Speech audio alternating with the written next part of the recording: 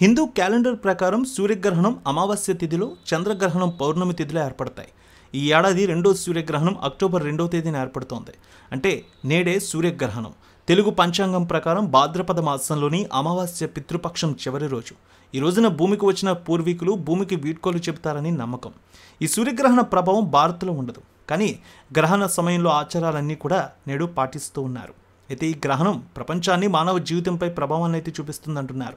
October 2వ తేదీన అంటే నేడు ఏర్పడుతున్న సూర్యగ్రహణం వల్ల ప్రజల మనస్సుపై ప్రభావం ఉంటుందని, అలాగే కొన్ని రాశులపై దీనికి ప్రభావం కూడా ఉంటుందనే విషయాన్ని తెలియజేస్తున్నారు. 12 రాశులపై కొంచెం మేర ప్రభావం చూపించినా ఒక 2 రాశుల మీద మాత్రం అధికంగా దీనికి ప్రభావం ఉంటుందంటున్నారు. ఆ రాశులు ఏమిటనేది చూద్దాం. సర్వపితృ అమావాస్య రోజు అంటే అక్టోబర్ 2 నేడు ఏర్పడుతున్న సూర్యగ్రహణం కన్యా రాశిలో ఏర్పడుతోంది. ఖచ్చితంగా ఏ గ్రహణమైనా ఒక రాశిపై ప్రభావాన్ని చూపిస్తుంది. ఈ సూర్యగ్రహణం ఏడాది చివరి సూర్యగ్రహణం నేడు కన్యా రాశిలో ఏర్పడుతోంది. కన్యా రాశి వారిపై ప్రభావాన్ని బాగా చూపిస్తోంది. ఇక కన్యా రాశికి చెందిన వ్యక్తులు ఈ యొక్క గ్రహణ సమయంలో చాలా జాగ్రత్తగా ఉండాలనే విషయాన్ని జ్యోతిష్యులు చెప్తున్నారు.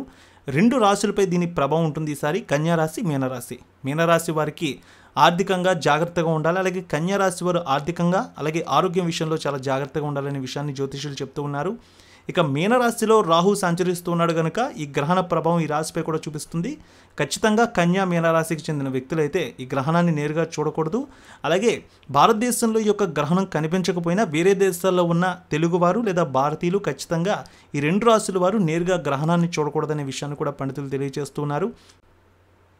కన్యారాశి, మీనరాశి ఈ 2 రాశుల వారు ఆర్థికంగా కొన్ని విషయాల్లో చాలా జాగ్రత్తలు తీసుకోవాలి. ముఖ్యంగా మధ్యవర్తిగా ఉండడం, చెక్స్ ఇష్యూ చేయడం, ఇలాంటి విషయాల్లో చాలా జాగ్రత్తగా ఉండాలి. అలాగే మధ్యవర్తిగా ఉండి ఎవరికైనా అప్పులు ఇప్పించినా, లేదంటే షేర్ల విషయంలో, అలాగే తాకట్టు విషయాల్లో, ఈ విషయాల్లో ఎదురు దెబ్బలు తగులుతూ ఉంటాయి కనుక గ్రహణ సమయంలో ఇలాంటి నిర్ణయాల్లో మాత్రం ముందు ఉండకూడదనే విషయం తెలియజేస్తున్నారు. ముఖ్యంగా కన్యారాశి, మీనరాశి వారు ఈ గ్రహణానికి పట్టు విడుపు స్నానాలు ఆచరించాలి. గ్రహణం పూర్తయిపోయిన తర్వాత తలారా స్నానం చేసి ఆ శివాలయానికి వెళ్ళి శివుణ్ణి ఆరాధించడం ఎంతో మంచిదనే విషయాన్ని కూడా తెలియజేస్తూ ఉన్నారు. ఇక గ్రహణం పూర్తయిపోయిన తర్వాత దాన ధర్మాలు చేయడం కన్యారాశి వారికి, మీనరాశి వారికి మంచిదనే విషయాన్ని కూడా తెలియజేస్తూ ఉన్నారు.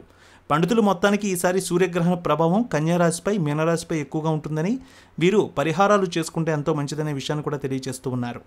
ఎల్లమ్మ తల్లి ఆశీస్సులతో ఫోన్ ద్వారా జ్యోతిష్యం చెప్పబడును. గురూజీ శ్రీనివాసరాజు జ్యోతిష్యంలో అపారమైన అనుభవం ఉన్న గురువు గారు మీకు ఏ సమస్య ఉన్నా పరిష్కారం చూపుతారు. ప్రేమ, పెళ్లి, విదేశీయానం, ఆరోగ్య సమస్యలు, ఆర్థిక ఇబ్బందులు, వాస్తు, దాంపత్య సమస్యలు, కుటుంబ కలహాలు, వ్యాపార సమస్యలు, ఇలా అన్నింటికీ పరిష్కారం చూపబడును.